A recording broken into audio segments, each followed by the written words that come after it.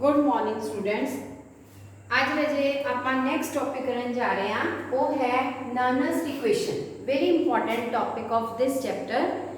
ये पिछले साल वैसे रिड्यूस होया सी सिलेबस चो, पर हम सारे चैप्टर जो कंप्लीट शो हो रहे हैं सिलेबस, इसलिए आप हर टॉपिक जो कवर करना, क्योंकि न्यूमेरिकल परपज़ के लिए ये मैक्सिमम जो वध नंबर का तो न्यूमेरिकल आना ना वो नर्नस्ट इक्वेशन के अकॉर्डिंग ही आएगा, और ये पेपर का कंपलसरी न्यूमेरिकल है। ठीक है, इसलिए ध्यान दे नाल करना। हुण नर्नस्ट इक्वेशन की लोड़ क्यों पई?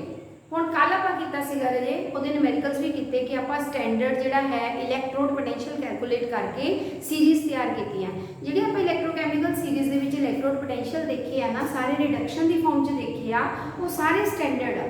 स्टैंडर्ड का मतलब ये है विद रैफरेंस टू वो कैलकुलेट किए गए विद रैफरेंस टू हाइड्रोजन इलैक्ट्रोड, जिहदा आपां जिहड़ा रिडक्शन पोटैंशियल 0 मान के चलते हैं, उहदे अकॉर्डिंग उहदी हैल्प दे नाल उहनूं नाल जोड़ के आपां बाकी जिहड़ियां मैटल्स आ उन्हां दे बाकियां दे जिहड़े हैगे आ रिडक्शन पोटैंशियल कैलकुलेट कीते आ और उहदी सीरीज़ तैयार कीती है, जिहनूं असीं इलैक्ट्रोकैमिकल सीरीज़ कहते हैं। ये चेते रखनी है गल कि इलैक्ट्रोकैमिकल सीरीज़ दे विच जिहड़े पोटैंशियल कैलकुलेट किए गए आ स्टैंडर्ड इलैक्ट्रोड पोटैंशियल आ, और वो लिखण लगे आप ई दे उत्ते 0 भी पाने आ, क्योंकि वो क्लीयर हो जाता है कि ये जिहड़ी कैलकुलेट किए गए with reference to hydrogen electrode calculate किए गए। हुण स्टैंडर्ड कंडीशन की हुंदी है? स्टैंडर्ड कंडीशन का मतलब यह है कि जदों असीं उन्हां दा पोटैंशियल कैलकुलेट किया उस वक्त आपां ने उन्हां दी जिहड़ी कंसनट्रेशन लई वो 1 मोल लई हुई है, यानी वो सारे सोल्यूशन कितनी कंसनट्रेशन दे हुए 1 मोलर कंसनट्रेशन। जो आप हाइड्रोजन इलैक्ट्रोड भी ऐड करते हैं ना, वो भी आप 1 मोलर HCl सोल्यूशन लैंदे आ, फिर जिहड़ी भी इलैक्ट्रोड आप ना जोड़ांगे उसकी भी कंसनट्रेशन असीं 1 मोल फिक्स की हुंदी है। इहनूं कहंदे आ स्टैंडर्ड कंडीशन। एक टैंपरेचर फिक्स किया हुंदा 298 कैलविन दे उत्ते, इन्ने टैंपरेचर के उत्ते आपां ये जिहड़ी है कैलकुलेशन करदे आ।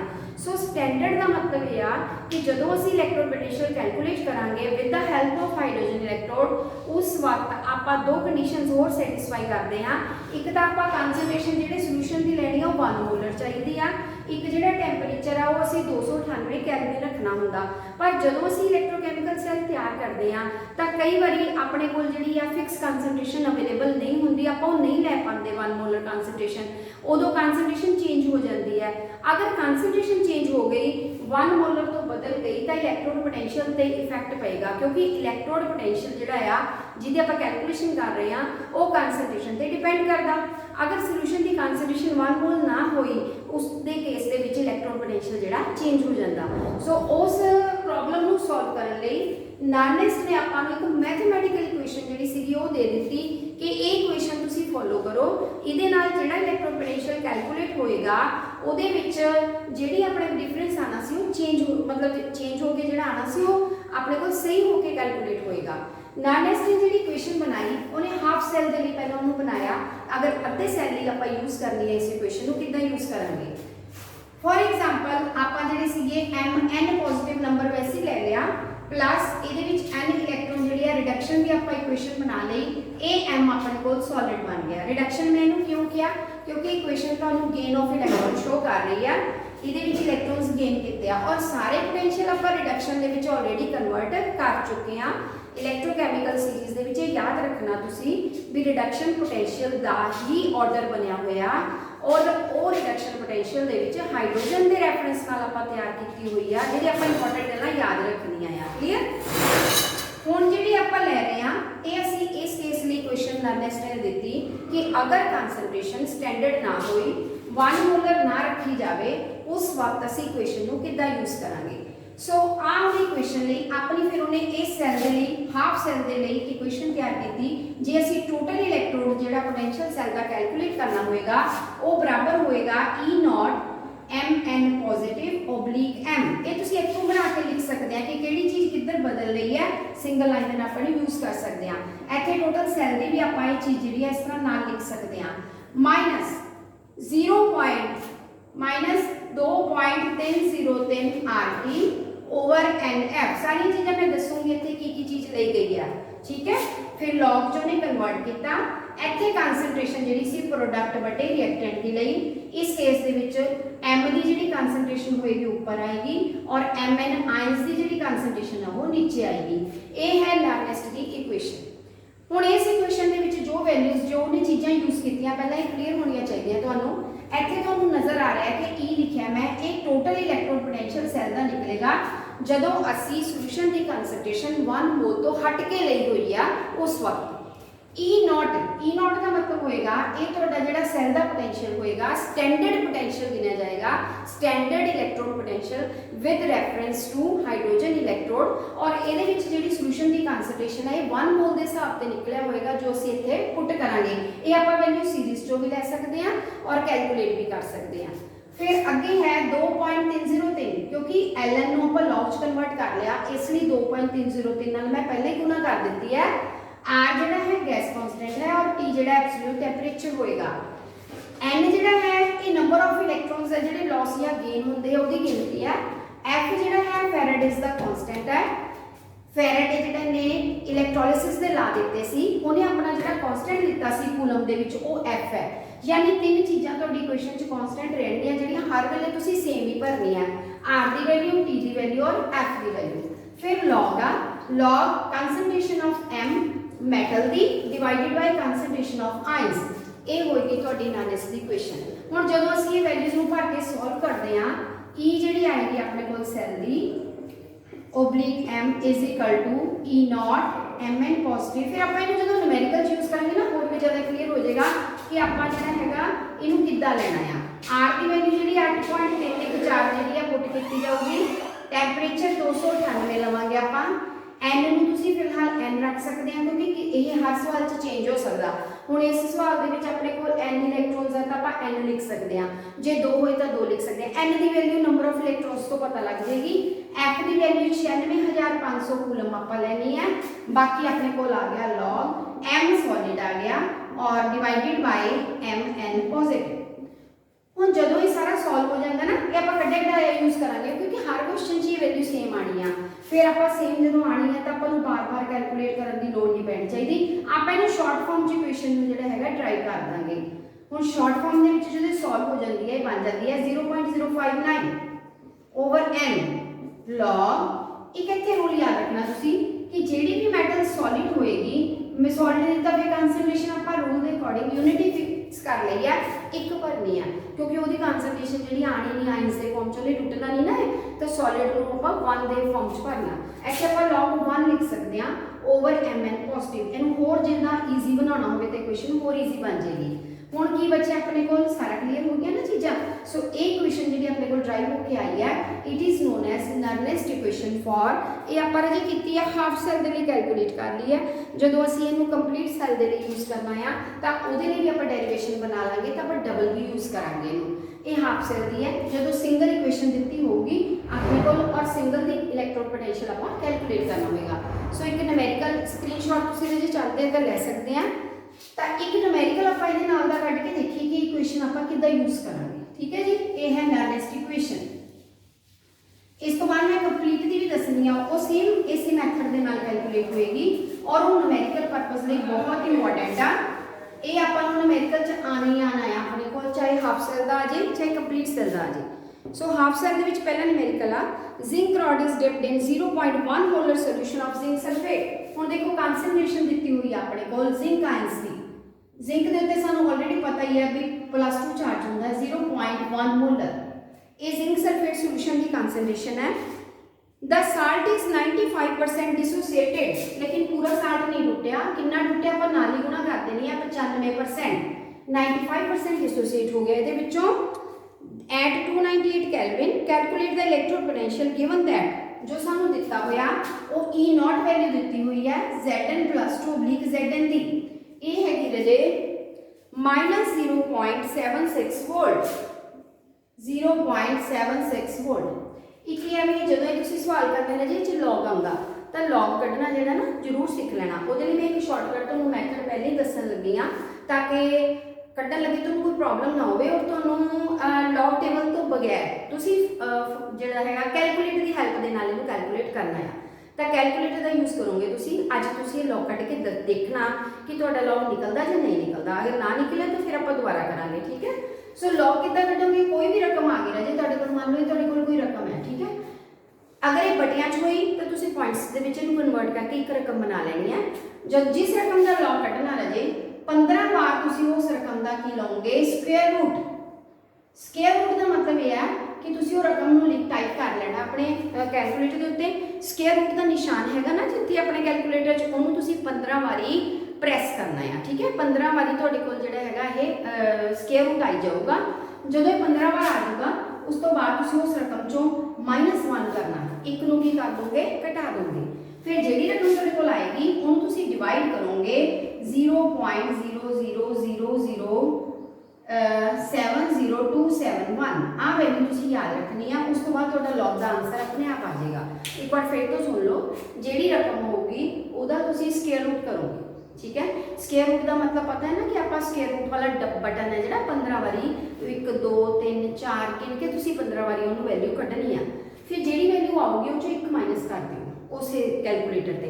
फिर जिहड़ी आ जाऊगी उन्होंने तुसी इस रकम नाल डिवाइड करियो, पक्का तुहाडा लॉग जिहड़ा हैगा बिल्कुल ठीक निकलेगा और आंसर सही आएगा without help of any log table. कई बार पेपर च अवेलेबल नहीं होंगे, फिर आप अपने जिहड़ा कैलकुलेटर हुंदा ना उहदे नाल ही सवाल कढ सकते हैं। और नॉनेस्ट इक्वेशन वास्ते लॉग कढना बहुत जरूरी है। अज तुसी ये ट्राई करनी है। हुण मैं दस रही सी अपने कोल सवाल दिता, हुण आपां कढना की है। सो ये लॉग जिहड़ा हैगा तुहानूं कढण दा तरीका मैं दस दिता। हुण लॉग तो बाद आपां न्यूमेरिकल की ट्राई करिए ताकि आपां नूं न्यूमेरिकल दे विच जिहड़ा है ना ये फॉर्मूला पुट करना आवे। सो मैं एक न्यूमेरिकल तुहानूं दसदी हां। जिंक रॉड जिहड़ा आपां स्टार्ट कीता है, zinc rod is dipped in 0.1 molar solution of zinc sulphate. Zinc दी जिहड़ी आ जिंक सल्फेट घोल आ उहदी कंसंट्रेशन जिंक आयंस दी दित्ती आ 0.1 मोलर, ठीक है जी। एक कंसंट्रेशन आ और साल्ट इज 95% डिसोसिएट हो गया, यानी ਇਹਦਾ 95% ਆਪਾਂ ਜਿਹੜਾ ਲੈਣਾ ਆ ਇਹ ਆ ਜਾਏਗਾ ਆਪਣੇ ਕੋਲ 0.095, ठीक है जी। ਇਹ कंसंट्रेशन आ जाएगी और उस तो बाद ਆਪਾਂ ਨੂੰ कैलकुलेट ਦਾ इलेक्ट्रो पोटेंशियल ਕੱਢਣ ਲਈ ਦਿੱਤਾ। E नॉट ਦਿੱਤੀ ਹੋਈ ਹੈ ਜ਼ਿੰਕ ਦੀ, ਆ ਵਾਲੇ ਸੈੱਲ ਦੀ Zn+2 Z ਇਹ ਹੈਗੀ ਆਪਣੇ ਕੋਲ -0.76 वोल्ट। लो जी ਹੁਣ नानेस्ट इक्वेशन अप्लाई कर लो। नानेस्ट इक्वेशन Zn+2 Zn की होएगी। ਇੱਥੇ ਆਪਾਂ ਜੇ E नॉट ਲੈਣਾ, ਜੇ ਬਾਰ-ਬਾਰ ਤੁਸੀਂ ਨਹੀਂ ਵੀ ਨੀਚੇ ਲਿਖਣਾ ਚਾਹੁੰਦੇ ਤਾਂ E नॉट ਸਿੰਪਲ ਲਿਖ ਲਓ 0.059 L ਦੀ ਵੈਲਿਊ 2 ਕਰ ਲਓ log ਕਨਸੈਂਟ੍ਰੇਸ਼ਨ ਤੁਸੀਂ ਜਿਹੜੀ ਹੈਗੀ ਆ ਹੁਣ ਕਨਸੈਂਟ੍ਰੇਸ਼ਨ ਚੈੱਕ ਕਰਨੀ ਹੈ ਕਿ ਕਿੱਦਾਂ ਫਿਲ ਕਰਨੀ ਹੈ ਤਾਂ ਤੁਸੀਂ ਜਿਹੜਾ ਆਪਣੇ ਕੋਲ ਰਿਐਕਸ਼ਨ ਹੈਗਾ ਉਹਨੂੰ ਖੋਲ ਕੇ ਲਿਖ ਲਓ। ਇਹ ਬਣ ਜਾਏਗਾ Zn+2 ਇਲੈਕਟ੍ਰੋਨ ਐਰੋ Zn। ये हाफ सेल की इक्वेशन अपन को दी गई है और इसके अकॉर्डिंग अपने को जिंक ऊपर आती है तो जिंक की कंसंट्रेशन सॉलिड के ऊपर लेनी है और जिंक आयंस की नीचे लेनी है और सॉलिड की तुहानू पता आप एक भर लेने हैं। सो थल्ले आप सिर्फ जिंक आयंस की भरांगे। सो E निकलेगी अपने को इजिकल टू E नॉट। ये जो कड्डी कढ़ाई दी हुई है अपन कढ़न की लोड़ नहीं, इत्थों ही तुसीं पुट कर लेनी है। आ वैल्यू होगी अपने को दी हुई 0.059/2 log 1 बट ये आ कंसंट्रेशन जी अपने को डिवाइड करके आई है ना 0.095। हुण तुसीं इहनूं जी इदां सॉल्व करके कढांगे, पहले ये पॉइंट बना लियो है ना रकम के। फिर जिहड़ी रकम आ जाऊगी 15 वारी रजे तुसीं उहनूं स्क्वायर रूट करोगे उहदा, ठीक है।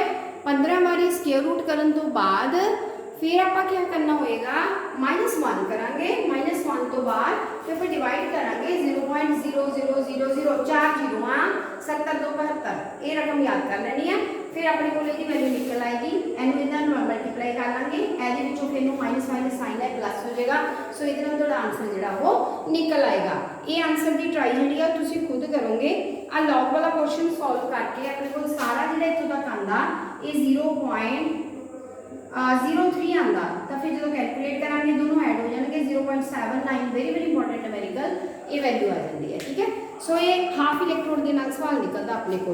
ऐसी तरह आप किसी और सवाल का भी कटना तो कट सकते हैं सिंपल हाफ सेल जो वो यूज़ करके, पर अपने को जी कंप्लीट एनालिस्ट इक्वेशन जी हैगी वो ज़्यादा आती है हाफ सेल के नाल। सो ये हुण कंप्लीट के लिए इक्वेशन तैयार करते हैं। चलो एक न्यूमेरिकल तो पहले होर कर लो। E नॉट दी हुई है कापर वास्ते 0.34 वोल्ट 0.34 वोल्ट, ठीक है। ये कापर दी है और ये वास्ते तुहानू कहा गया है कि जी कंसंट्रेशन आयंस की 0.1 मोलर आ, कंसंट्रेशन है 0.1 मोलर। जो जी कंसंट्रेशन 1 मोल तो चेंज हो जाती फिर समझ लो भी नॉनेस्ट इक्वेशन का सवाल आया। फिर इक्वेशन तुहानू नॉनेस्ट की ही यूज़ करनी पएगी। हुण कढ़ना की ये आपां ने कैलकुलेट दा EMF बस वही कढ़ना। EMF कढ़नी है टोटल सैल दी बराबर E नॉट तुहानू देखो वैल्यू दिती आ 0.34 सिंपल कर लो -0.059 बटे 2 लॉग, ठीक है। कंसंट्रेशन हुण तुहाडे कोल कॉपर दा सैल है, copper +2 electron copper, so copper दी उत्ते आ जाएगी और कॉपर आयंस दी कित्थे आ जाएगी नीचे। सो इहदे विच तुसीं वैल्यू पुट करके कंसंट्रेशन जिहड़ी है 0.1 भर लोगे है ना, तो 1 बटे ऊपर 10 आ जाएगा, लॉग 10 1 निकल जाता, तो फिर तुहानू लॉग कढ़ना भी नहीं पएगा। सवाल सिंपल ही तुसीं इहनूं की कर लोगे, सॉल्व कर लोगे। क्लीयर है जी, इहदा आंसर आ जाएगा। हुण मेन टॉपिक हैगा कि अगर साडे कोल हाफ सेल ना होया, आही दो जुड़े हुए आ गए जिंक वाला ते कॉपर वाला, फिर नॉन-नेस्ट इक्वेशन किद्दां बनावांगे? फिर उहदे वास्ते आपां नूं नॉन-नेस्ट इक्वेशन ड्राइव करनी पैंदी है। हुण मान लो मैं सेल ले लिया Zn+2 Zn जिहड़ी है कन्वर्ट हुंदी है solid Zn+2 salt bridge copper +2 copper, ठीक है जी। हुण एक कंप्लीट सेल वास्ते भी नॉन-नेस्ट इक्वेशन बनाई जा सकती है, उन्होंने चेंज करना पैंदा थोड़ा जिहा। किद्दां चेंज करांगे? आपां कढ के देखांगे, आ फार्मूले दे विच भरांगे। E हुण आपां टोटल कढांगे E cathode minus E anode. हुण E cathode minus E anode लई आपां नूं E कैथोड अलग ते E एनोड की है अलग चाहिदी है, ताकि इन्हां दोनों नूं आपां जिहड़ा हैगा ना अलग तो लैके बना लईए, ठीक है ना जी। हुण आपां अलग किद्दां लवांगे? मैं हुण E कैथोड इत्थों मैनूं पता लग गया, मैं इहदे नीचे लिख लेना कि आ कैथोड आ की है राजे एनोड। हुण मैं पहला E कैथोड बनानी है। E कैथोड ये कैलकुलेट करिए आपां is equal to E not copper +2 copper -0.059 over n कितना राजे 2 भर सकते हैं लॉग कंसंट्रेशन ऑफ एटे विच अपने कोल कॉपर ऊपर आएगा और कॉपर आयंस नीचे आएंगे, क्योंकि रिडक्शन की फॉर्म च है आयंस नीचे आएंगे थोड़े। क्लियर? ऐसे तरह मैं E एनोड बना के रख लेनी है E नॉट। हुण कॉपर की बजाय एनोड जिंक का बनया हुआ Zn+2 Zn -0.059 over 2 log zinc over Zn+2 लो जी, दोनों का बन गया। हुण पहली इक्वेशन चो दूजी माइनस कर दो, बस इस तो बाद इक्वेशन तैयार हो जाएगी जिहड़ी आपां यूज करनी है। सो फर्स्ट चो जो सैकंड माइनस करोगे ना, H मैनू घटाओगे कैथोड चो एनोड घटा के इहनूं असीं लिखांगे E of the cell is equal to cathode चो एनोड कराओगे ये E naught of the cell मिल जाएगा 0.059 बटे 2 नूं तुसीं कॉमन कढ सकदे हैं, सारे साझा आ, पिछे की बच गया लॉग। जदों तुसीं पहली चो दूजी माइनस करोगे लॉग वाली रकम, तो कंसंट्रेशन जिहड़ी है शिफ्ट ऊपर ते नीचे बदल जाएगी, यानी जिंक आयंस ऊपर चले जाएंगे कंसंट्रेशन, कॉपर आयंस की है जे आ नीचे आ गए, आ रकम ऊपर चली जाएगी, ये बन गई तुहाडे कोल कॉपर आयंस। बाकी ता आ भी एक भर लेनी आपां, आ भी एक भर लेनी। क्लियर? सो आ इक्वेशन जो यूज करने लिए तैयार हो गई है, ये है नॉन-नेस्ट इक्वेशन जिहड़ी डबल सेल दे यूज होएगी, जिस दोनों की कंसंट्रेशन भरी जाऊगी दोनों आयंस की, सॉलिड की नहीं। हुण आपां भरनी दोनों ऊपर भी आयंस थल्ले भी आए, कई बार कन्फ्यूजन होंदी है कि ऊपर किहड़े लैणे थल्ले किहड़े लैणे है ना। फिर तुसीं जां तां कैथोड एनोड की तरह याद रख सकते हैं है ना, एनोड के आयंस ऊपर आ गए कैथोड के थल्ले, नहीं याद रहिंदा फिर तुसीं इक्वेशन नूं खोल के अपने आप लिख लो। किद्दां लिखोगे इहनूं इक्वेशन नूं? मैं इदां लिख लैंदी आ Zn आ जिहड़े इधरले पासे लिख लो, जिहड़ा दूजी चीज़ है परले पासे लिखो, जिधर आयंस है उधर 2 इलेक्ट्रॉन पा लो, कॉपर दी भी खोल के लिख लो, तो इत्थों देख के लिखनी है आपां ने A बराबर कॉपर, फिर दोनों नूं जोड़ कर दो, आ कट गया। सो Zn प्लस कॉपर +2 ये ओवरऑल रिएक्शन तैयार हो गया। Zn+2 जेडे आयंस प्रोडक्ट वाले पासे आएंगे ऊपर आएंगे, जेडे रिएक्टेंट वाले पासे आएंगे नीचे आएंगे। सो अगर तुहानू ये याद रहंदा तो इदां याद रख लो, जेडे तरीके तुहानू याद रहंदा ना, मतलब आयंस उल्टे नहीं, कंसंट्रेशन तुसीं लगानी दोनों साइडां ते देख के लगानी है, वो लगा के फिर तुसीं जेड़ा इत्थे फार्मूले च रकम भरो, सवाल निकल आंदा है। क्लियर? हुण आपां सवाल कढ के देखदे हां कि किस इक्वेशन नूं किद्दां यूज करना। एक होर गल याद रखियो, अगर जे तां लेन देन बराबर दा होवे, 2 नाल 2 कट गए, मान लो इत्थे 2 इलेक्ट्रॉन होण, इत्थे सिल्वर आ जांदी 1 इलेक्ट्रॉन वाली, फिर सिल्वर नूं आपां आयंस नूं 2 नाल गुणा करनी पैंदी है ताकि इलेक्ट्रॉन कट हो जाण।